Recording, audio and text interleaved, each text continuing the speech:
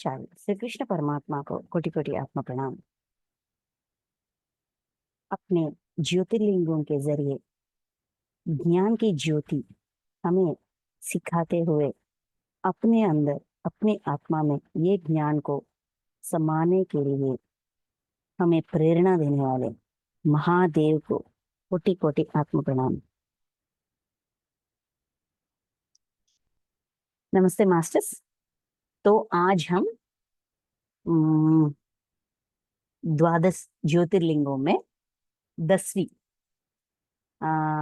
रामेश्वर ज्योतिर्लिंग, इसके बारे में, इस ज्योतिर्लिंग के बारे जरिए महादेव हमें कौन से ज्ञान की ज्योति अपने अंदर समाने की और हमें क्या सीखनी चाहिए, क्या सीख मिल रही है इस ज्योतिर्लिंग के जरिए। मास्टर्स महादेव और श्री राम जी हमें क्या सिखा रहे हैं, वो क्या हुआ था, उस इस ज्योतिर्लिंग की आविष्कार या स्थापना कैसे हुई थी, किस किन परिस्थितियों में हुई थी, और वो ज्योतिर्लिंग को स्थापना करने के पीछे क्या उद्देश्य, क्या मोटिव थी, वो हमें क्या सिखा रही है। हम हमेशा सुनते हैं कि ये महर्षि ने साधना की है और अपनी साधना के लिए एक शिवलिंग को तैयार किया था और उनकी शिवलिंग है ये। कभी कभार जब हम बड़े बड़े क्षेत्रों में जाते हैं, महादेव के क्षेत्र या कहीं भी हम जाते हैं, तो बहुत सारे, सिर्फ एक ही वो गर्भगृह में एक ही शिवलिंग नहीं, उस मंदिर के आवरण में, मंदिर में इर्द गिर्द कहीं भी देखे छोटे छोटे शिवलिंग होते हैं। ये क्या है, मतलब वहां लिखी होती है ये इसका स्थापना है, भीम का भीम के जरिए स्थापित महा शिवलिंग, अर्जुन के स्थापित शिवलिंग, ये इस महर्षि का स्थापित शिवलिंग। इसका मतलब क्या है, क्यों स्थापना करते हैं। कहीं कहीं भी देखो मंदिर होती है, वहां जाकर वो साधना कर सकते हैं, लेकिन वो लोग एक शिवलिंग को तैयार करके उनके हाथों से उसको तैयार करके उसको सामने रख कर वो साधना करते हैं। क्यों? क्योंकि वो महादेव से प्रेरणा लेते हैं। उनको आदि योगी कहते हैं महादेव को, है कि नहीं। वो ना हमेशा साधना में रहते हैं, अपनी चेतना को और विस्तार और ज्ञानवान और चैतन्यवान करने के लिए वो हमेशा साधना में रहते हैं। अपना जो भी कर्तव्य है, जो भी काम है, मतलब सृष्टि, इस सृष्टि में उनका जो भी ड्यूटीज, हमारी भाषा में समझते हैं, उनकी जो भी ड्यूटीज है वो निभाते हुए वो खुद की साधना कभी नहीं भूलते। हम समझते हैं, हम सोचते हैं कि मैंने पढ़ाई कर ली, मैंने वो बैचलर डिग्री कंप्लीट कर ली, मैंने मास्टर डिग्री कंप्लीट कर ली, अभी पढ़ाई नहीं करने की कोई आवश्यकता नहीं है, बस छोड़ देते हैं। लेकिन जिंदगी की किताब से नए नए लेसन्स हम सीखते रहते हैं। इसको सीख नहीं मानते, लेकिन हम सीखते रहते हैं, है कि नहीं। महादेव हमें वही सिखाते हैं। अरे यार, जो भी सीखा उसको आजमाते हुए, उसका इस्तेमाल करते हुए नेक्स्ट पड़ाव की सीख हमें ये विश्व हमें देती है। ऐसी प्रेरणा महादेव सबको देते हैं। इसीलिए जो अपनी उन्नति के लिए, अपनी आत्मा की उन्नति के लिए साधना करना चाहते हैं और आगे बढ़ना चाहते हैं और आगे बढ़ना चाहते हैं, महादेव को अपना रोल मॉडल समझते हैं। रोल मॉडल की तौर पे महादेव को स्थापना करके उनसे प्रेरणा मांगते हैं, मार्गदर्शन मांगते हैं। उनको जो भी अपनी मन की बात, अपनी इच्छा, अपनी संकल्प जो भी है वो उनके सामने पेश करते हैं। महादेव, हमें ना ऐसा बनना है, हमें ना वो चीज चाहिए, हमें ना उस उन स्थिति में जाना है, ऐसा अपने मन के बात महादेव के सामने रखकर उसको प्रेरणा लेकर साधना करते हैं। तो यहाँ रामेश्वर ज्योतिर्लिंग, इस शिवलिंग का स्थापना कैसे हुई, क्यों हुई, किसने किया, किस परिस्थितियों में किया, किन किन परिस्थितियों में किया और किस उद्देश्य से किया, यही रामेश्वर ज्योतिर्लिंग का ज्ञान की ज्योति है। तो देखते हैं, ये कथा रामायण में शुरू होती है। सीता माता को रावणासुर ने अपहरण करके लेकर चले जाते हैं, लंका में उनको रखते हैं। श्री राम जी उनको ढूंढते ढूंढते ढूंढते ढूंढते पता चलता है कि सीता माता लंका में है हनुमान जी के जरिए। तो वो लंका जाते हैं, राम सेतु का निर्माण करके लंका जाते हैं। इन सब का सहायता से, कपिवरों के सहायता से, मतलब वानर जाति की सहायता से सारे लोग जाते हैं। यहाँ हमें एक बात में थोड़ी दृष्टि करनी है। तो श्री राम जी अयोध्या का युवराज है, राजा भी नहीं है। वो वहां से 14 ईयर्स वनवास के लिए आते हैं। मतलब वो उन स्थितियों में उसका स्टेटस नथिंग, कॉमन मैन है, राजा नहीं है, युवराजा नहीं है, कुछ भी नहीं है उनके पास। बस एक वन में चरण करते हुए एक साधारण व्यक्ति। उस साधारण व्यक्ति को इतने सारे लोग, एक पूरा राज्य, किष्किंध का राज्य, पूरे वानर सैन्य उसको सहायता करते हैं। वो ना तो पैसे देते हैं, कुछ नहीं करते, कोई वादा नहीं करते, आज मेरा सहायता करो, कल तुमको ये दे दूंगा, ऐसा कोई लेन देन का व्यवहार भी नहीं है। लेकिन क्यों सहायता मिली उनको? क्योंकि इन्होंने, राम जी ने अपनी जिम्मेदारियों को निभाने के लिए कितना भी कष्ट हो, मैं अपना वादा पूरा करूंगा। मेरी पत्नी से रक्षणा करने की जो वादा मैंने की है, उसको निभाने के लिए मैं कहीं तक भी जा सकता हूं और जाऊंगा, अपनी सामर्थ्यता से, अपनी समर्थता से, अपनी इच्छा से। क्योंकि वो सिर्फ एक औरत नहीं है, वो मेरी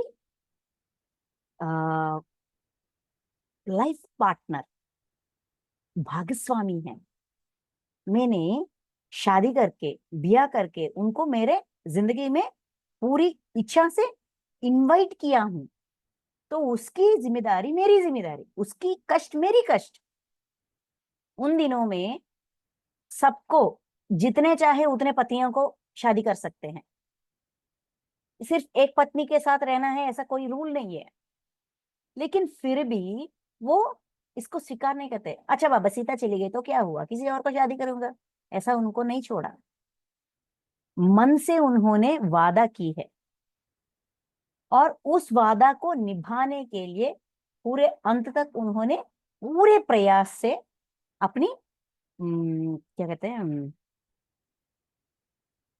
प्रयत्न प्रयत्न ना छोड़कर करते रहे। राम जी के अंदर जो पत्नी के प्रति उनकी प्यार, उनकी निबद्धता, वचन निभाने की जो क्या कहते हैं क्षमता, वो देखकर ये सारे लोग, ये सारे वानर सेना, किष्किंधर की राजा सुग्रीव, हनुमान, सब राम जी के प्यार में पड़ जाते हैं, उनको फिदा हो जाते हैं। मनुष्य हो तो ऐसा होना चाहिए, पति हो तो ऐसा होना चाहिए, प्रेमी हो तो ऐसा होना चाहिए, जो जिस कुछ भी हो जाए अपने वादा ना तोड़ना। ये सीख उन्होंने, इनको देखकर, इनकी तपन को देखकर ये सारे वानर सैन्य उसको सहयोग देते हैं। अपने प्राण खोने का डर भी उनको नहीं होता। क्योंकि रावणासुर, रावणासुर के साथ युद्ध करना ये तो आसान बात नहीं है, कदापि आसान बात नहीं है। फिर भी जो भी हो जाए, इनको हेल्प करना है, इसकी दर्द, इसकी दुविधा को दूर करना है, बस इसी उद्देश्य चले जाते हैं। ठीक है। तो ये हमें सीखना है, मतलब अपनी कर्तव्य कर्मों को नहीं छोड़ना चाहिए, ये सिखाते हैं रामेश्वर ज्योतिर्लिंग। ठीक है, जो भी है हमारा कर्तव्य, क्योंकि हमने उनको अपनी जिंदगी में खुद आमंत्रित करके, आवाहन करके, इनवाइट करके अपने जिंदगी में वेलकम किया है। हमेशा अपने वादा निभाना चाहिए। तो जाते हैं, लंका जाते हैं, युद्ध होती है, राम और रावण के बीच युद्ध होती है। रावण अपना देह, मतलब युद्ध में वो अम, पराजित होते हैं, अपना प्राण छोड़ देते हैं। तब वो सारा युद्ध का वातावरण राम जी देखते हैं, श्री राम जी देखते हैं, और उनको बहुत दर्द होती है। क्यों होती है? क्योंकि उनको ऐसा लगता है इतना विनाश, मतलब वहां जो युद्ध करने के लिए आए हैं, सेना, सेना में बहुत सारे लोग होते हैं ना, वो लोग तो अपनी राजा के लिए युद्ध करने के लिए आए हैं, लेकिन उनके फैमिलीज, युद्ध होने के बाद ये सारे उनके पत्नियां, बच्चे, फैमिली, माँ बाप, ये सारे रिश्तेदार होते हैं ना, जो उन पर डिपेंड करते हैं, वो सारे लोग आकर उनके डेड बॉडीज, उनके देह के पास बहुत रोते हैं, बहुत गिड़गिड़ाते हैं, दर्द से जूझते हैं। वो देखते हैं राम, श्री राम जी। उनको बहुत जैसे कि अरे, हम दोनों के बीच के युद्ध के वजह से जो युद्ध करने के लिए आए हैं उन्होंने अपने प्राण खोए, लेकिन जो लोग इस सिचुएशन से कहीं भी ताल्लुक नहीं है, फैमिलीज, उनके दर्द इनसे सहा नहीं गया था, वो सह नहीं पाए। उनके दिमाग में इनके रोना वही बैठ गई थी। तो वापस लंका से भारत में, मतलब हिंदुस्तान, वहां भारत में आने के बाद पुष्पक विमान में आते हैं ना, आने के बाद जहां उन्होंने ये सेतु का निर्माण, राम सेतु का निर्माण किया था, वही रुक कर, ठहर कर, वहां एक मिट्टी से शिवलिंग बनाते हैं, और महादेव को साक्षी मानकर इन सबके दर्द में, इन सबके पीड़ा के लिए, डायरेक्टली और इनडायरेक्टली मुझे दर्द हो रही है, इन सबके दर्द को मैं इन सबको दर्द देने के वजह से मैं खुद को दोषी मानता हूं, मुझे क्षमा कर दीजिए। एक एक व्यक्ति जिन्होंने अपने अपनों को खोया है, अपनों की कोने की दुख के वजह से रोते रोते हैं, उन सबको याद करके क्षमा मांगते हैं। पश्चाताप, अपनी गलती को जितना भी परसेंट हो, 1%, 2%, जितना भी हो, ये मेरी गलती है, अपने गलती को परखना, समझना, स्वीकारना, और उसके लिए क्षमा मांगना। पश्चाताप की मतलब ये है अपनी गलती का एहसास होना, परखना, उसको स्वीकारना, और उस गलती के लिए क्षमा मांगना, इसको पश्चाताप कहते हैं।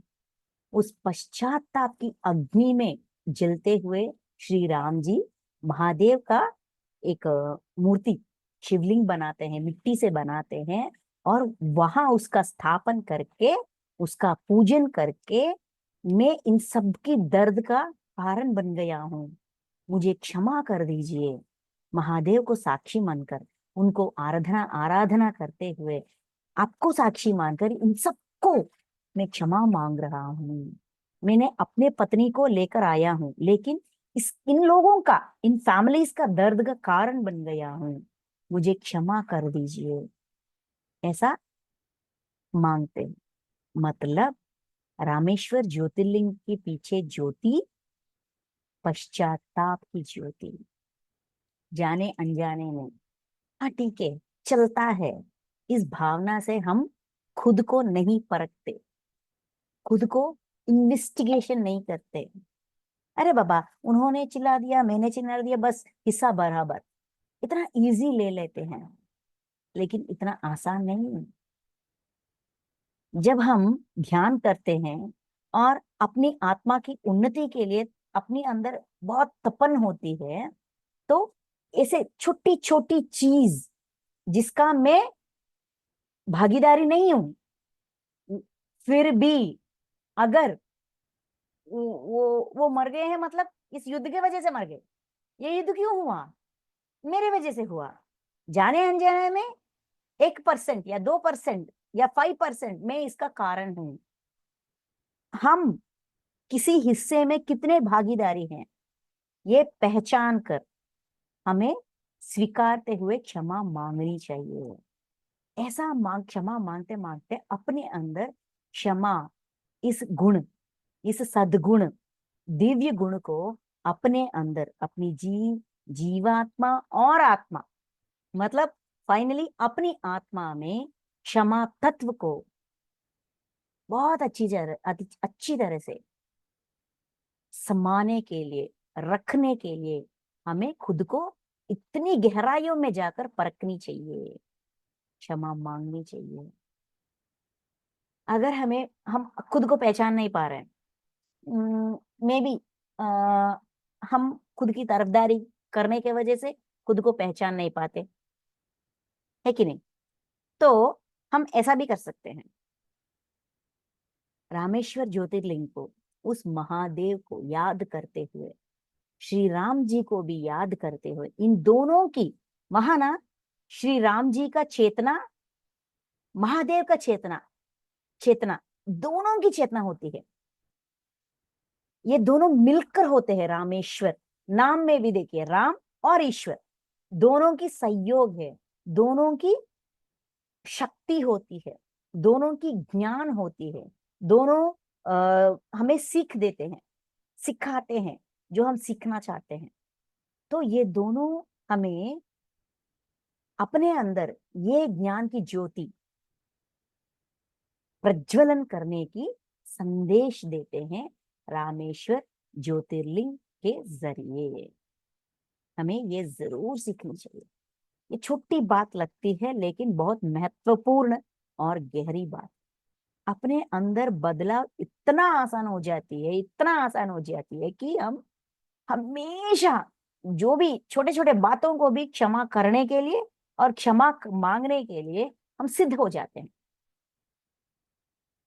तो ये हमें रामेश्वर ज्योतिर्लिंग के जरिए हमें ये सीख मिलती है श्री राम जी और महादेव दोनों के जरिए। आधा हिस्सा ये और आधा हिस्सा वो। मनुष्य अपने अंदर क्षमा तत्व को धीरे धीरे धीरे धीरे धीरे धीरे ज्यादा बनाने के लिए, बढ़ाने के लिए हमें प्रेरणा देती है रामेश्वर ज्योतिर्लिंग। ये है रामेश्वर ज्योतिर्लिंग की ज्ञान की ज्योति। तो आज हम रामेश्वर ज्योतिर्लिंग श्री राम जी को, महादेव को आमंत्रित करते हुए हमारी अंदर ये ज्ञान की ज्योति, पश्चाताप, क्षमा तत्व की ज्योति अपने अंदर प्रज्वलन करना चाहता हूं। आप हमारा मार्गदर्शन कीजिए, हमारी सहायता कीजिए प्लीज, ऐसा रिक्वेस्ट करते हुए हम ध्यान करेंगे। ठीक है? तो